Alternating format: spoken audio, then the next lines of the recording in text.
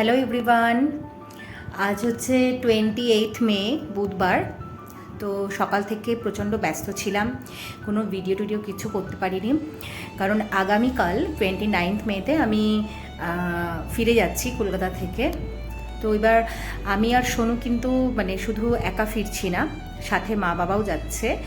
তবে আমরা সরাসরি নাগপুর যাচ্ছি না, মহারাষ্ট্রেই যাচ্ছি, তবে নাগপুর যাচ্ছি না। অনেকে হয়তো গেসও করতে পারছো যে আমরা মহারাষ্ট্রে কোথায় যাচ্ছি, তো সেটা তোমাদের সাথে একে একে একে আস্তে আস্তে সবই হচ্ছে গিয়ে বলবো যে কোথায় যাচ্ছি, কেন যাচ্ছি। হ্যাঁ, তো যেটা বলার যে আমি 24 এপ্রিল গত মাসে আর কি কলকাতায় এসেছিলাম, আর আগামীকাল 29 মে আমি কলকাতা থেকে ফিরে যাচ্ছি। তো মাঝে তো সামার ভ্যাকেশনে প্রত্যেক বছরই হচ্ছে কি আসতাম। গত 2 বছর আমার শারীরিক অসুবিধার জন্য, প্রবলেমের জন্য হচ্ছে কি আসতে পারিনি, যেহেতু অপারেশন হয়েছিল। তো যেহেতু আসতে পারিনি, যেটা যেরকম ছিল 2 বছর, সেরকম এই বছরটা এই একটা মাস এত ভালো কাটালাম সত্যি।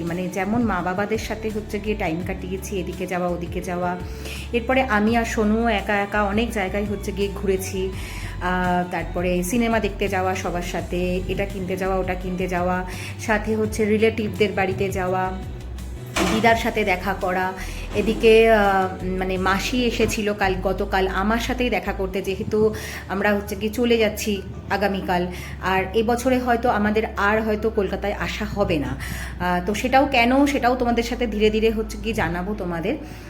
তো সেজন্য দেখা করতে এসেছিলো। সবসময় টাইম হয় না, যেহেতু স্কুলে সার্ভিস করে, টিউশনি করে, আর ওর বাড়িতে গেলেও হয়তো সবসময় ওকে পাবো না, তো সেজন্য যাওয়াও হয়নি। আর ও কিন্তু আমাদের সাথে দেখা করতে চলে এসেছিলো। তো যাই হোক, এই তারপরে বিশেষ করে বন্ধুদের সাথে যে টাইমটা কাটিয়েছি 2 উইক, এত ভালো কাটিয়েছি, দিনগুলো সবসময় বারবার যেন চোখের সামনে ভাসছে যে সকাল থেকে রাত পর্যন্ত আমরা কি হই হুল্লোড়, মজা, ঘুরতে যাওয়া, খাওয়া দাওয়া একসাথে, কি না করেছি সত্যিকারে। বিশেষ করে সবাই তো কলকাতাতেই আছে, যখন তখন হয়তো দেখা করতে পারবে, কিন্তু বিশেষ করে আমি আর সোনু এই যে সবার সাথে দিনগুলো কাটি, এই যে এনার্জিটা নিয়ে যাচ্ছি, 1 মাসের এই এনার্জিটা, আমার মনে হয় আগামী বছরে আবারও গোটা বছরটা আর কি কাটিয়ে দেবো এইভাবে ভালোভাবে।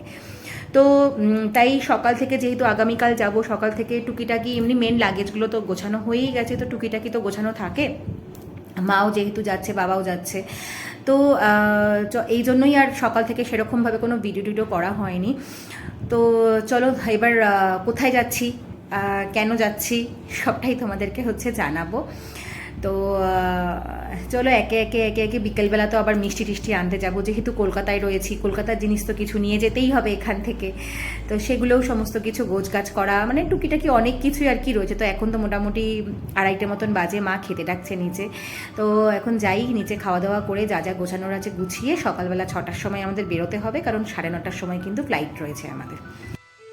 কলকাতায় কিন্তু এবার খুব তাড়াতাড়ি হচ্ছে গিয়ে বৃষ্টি স্টার্ট হয়ে গেল, কখনো হচ্ছে তো কখনো হচ্ছে না, এরকম। তো নিচে চলে আসলাম, এসে কিন্তু দেখলাম মা হচ্ছে খাবার দিয়ে দিয়েছে। আর খাবারে ছিল হচ্ছে কুমড়োর ছক্কা, বেগুন ভাজা, আর তার সাথে হচ্ছে চিচিঙ্গে। এগুলো তো রান্নার মাসি রান্না করেছিল, আর মা রান্না করেছিল আমার আর সোনুর জন্য ফেভারিট হচ্ছে মায়ের হাতের হাঁসের ডিমের কষা, যা খেতে হয়েছিল না। আর আরেকজনকে দেখো নেক পিলোটা পরে নিয়ে বসেই হচ্ছে খাচ্ছে। যাই হোক, আমরা তাই নিয়ে কত হাসাহাসি করছিলাম। অনেকেই হয়তো ভাবতে পারে যে এইগুলো দেখানোর কী আছে, আমরা যারা বাইরে থাকি, কলকাতা থেকে অনেক দূর, তাদের কাছে কিন্তু এই ছোটো ছোটো ভিডিও বা ফটোর অনেক দাম।